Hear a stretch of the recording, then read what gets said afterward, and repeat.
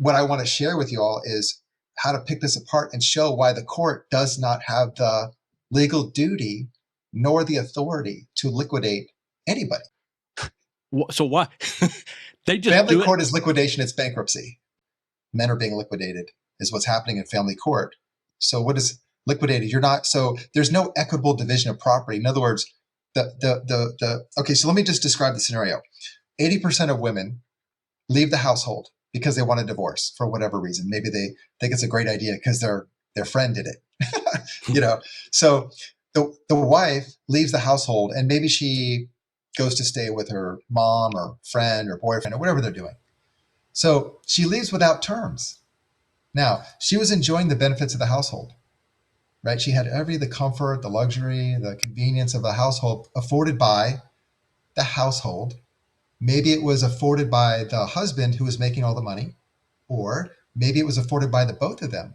So when money comes into the household, it's the property of the household. It's not hers, it's not his, it's the household.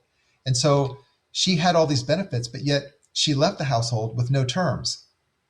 Then she got an attorney using household money, and she came back into the court system to create and acquire new rights and new claims and new terms on the property of the household.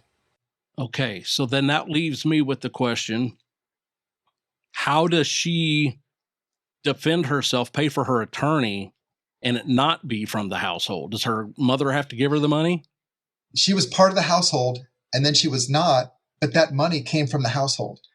So unless she's been away from the household and on her own for a while, that money is part of the household. So the household money is being used to destroy the household.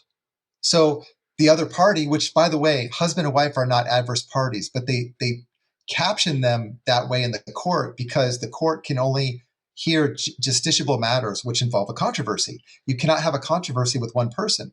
Husband and wife in every aspect of law is one person. But yet somehow in the family court, it's seen as plaintiff and defendant. But you can't have adverse parties because the property that's being used to fund that is from the same party, husband and wife. They're still husband and wife. But here's what's happening. The husband is being faced with fighting against his own money. That's the very basic of this whole thing.